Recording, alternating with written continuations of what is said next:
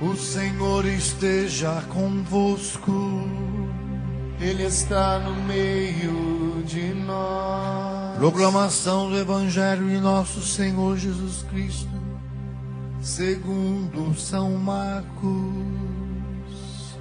Glória a vós, Senhor.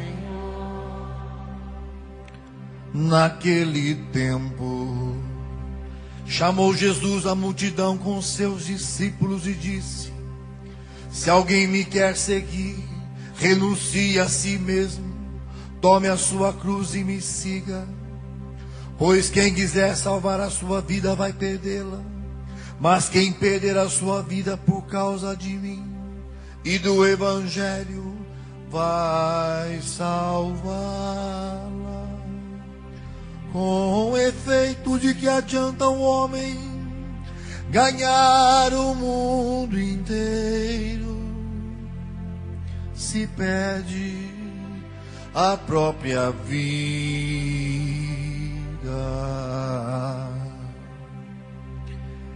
E o que poderia o homem dar em troca da própria vida? Se alguém se envergonhar de mim e das minhas palavras diante dessa geração adúltera e pecadora, também o Filho do Homem se envergonhar dele, quando vier na glória do seu Pai com seus santos anjos.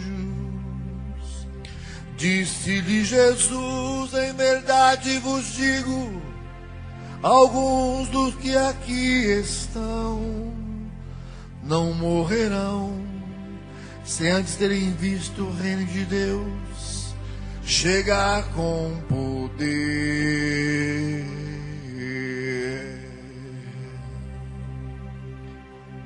Palavra da salvação.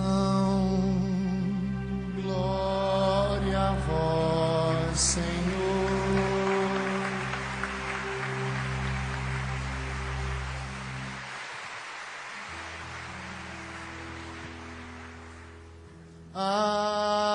Aleluia, aleluia, aleluia,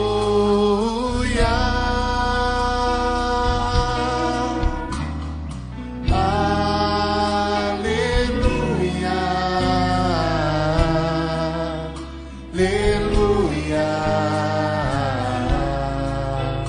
aleluia.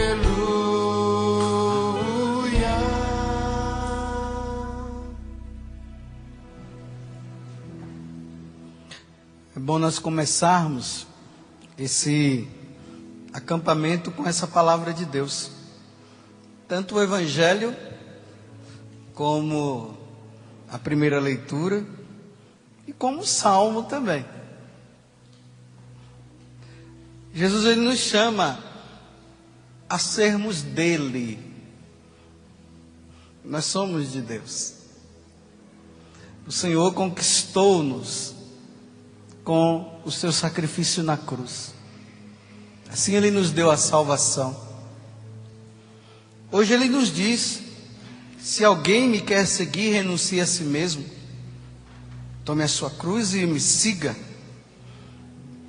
Interessante que o Senhor, Ele está, com essas palavras, Ele está dizendo que o seguimento dEle é um segmento que não se dá assim de forma muito agradável, não, ainda mais nesse mundo. É um segmento que exige muito sofrimento. E exige da nossa parte também muita renúncia para sermos de Deus. Porque o mundo, ele nos impele a vivermos o contrário daquilo que o Senhor quer que nós sejamos. Por isso que Ele está dizendo: se alguém quiser me seguir, então renuncie a todo esse mundo, as coisas que esse mundo oferece. A consequência de tudo isso será a cruz mesmo. Mas claro, a recompensa será muito grande depois. Talvez a recompensa não seja aqui. Talvez não, né? Não será aqui. A recompensa será quando nós nos juntarmos a Ele na eternidade. Mas aqui tem um versículo que é muito importante, até mesmo para nós compreendermos a primeira leitura. Veja só, nós estamos no Evangelho de São Marcos, capítulo 8.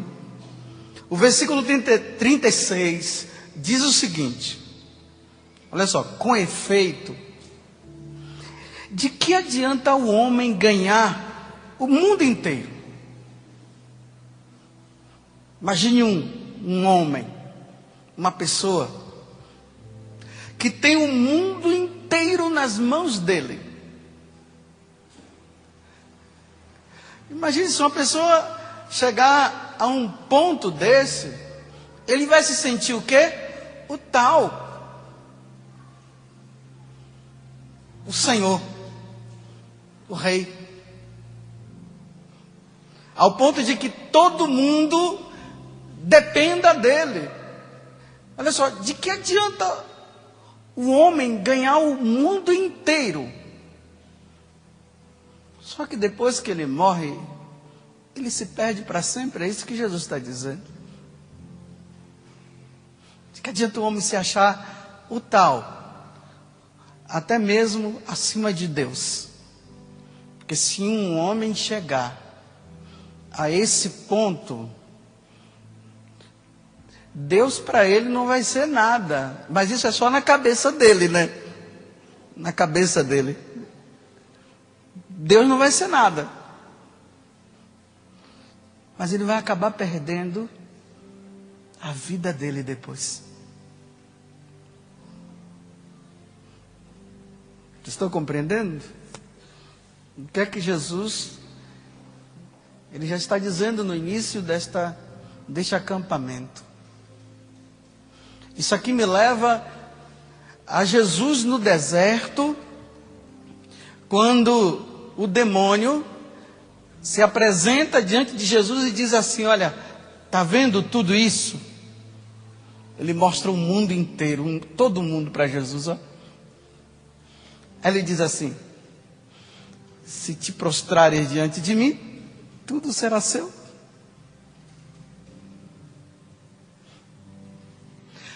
Esse desejo não existe dentro do nosso coração? Quem é que quer ficar para trás?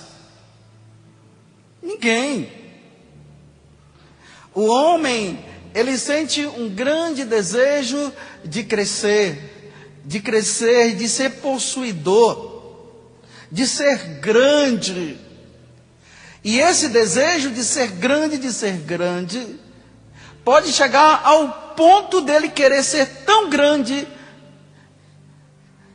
e querer ser maior do que o próprio Deus. Por isso que nós vamos agora para o livro do Gênesis. Por graça de Deus, a liturgia nos deu esses dias o livro do Gênesis. Gênesis, a origem. A liturgia da igreja está convidando a igreja, que somos nós, está convidando todos os cristãos a parar para pensar assim: de onde eu vim? E para onde eu vou? Não é porque, olha bem, tem uma pessoa aí que está aí do seu lado, tanto do seu lado direito como do seu lado esquerdo, tem gente na sua frente, tem gente atrás de você. Por exemplo, tem gente que está nos vendo através da televisão. E a gente se pergunta assim: de onde é que essa pessoa veio? Bem, de uma resposta bem simplória, poderíamos dizer: da barriga da minha mãe.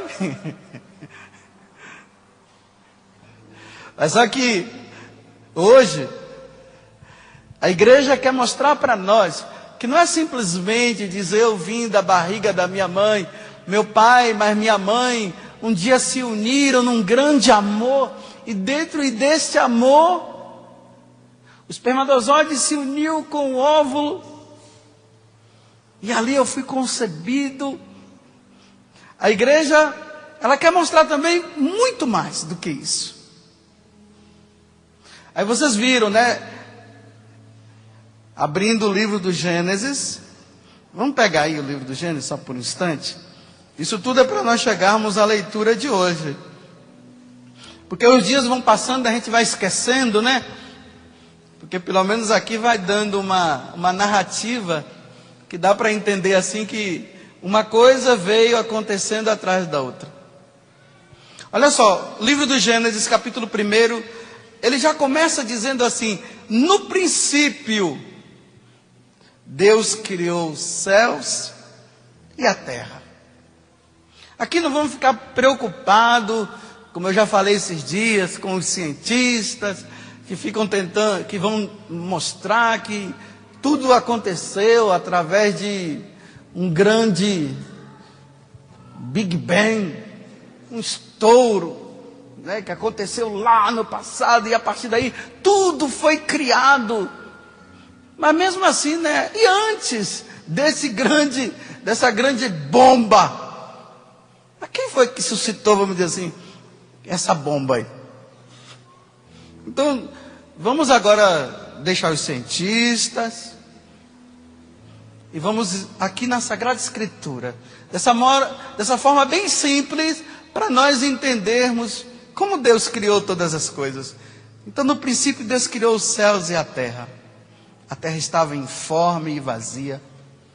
As trevas cobriam o abismo e o Espírito de Deus pairava sobre as águas.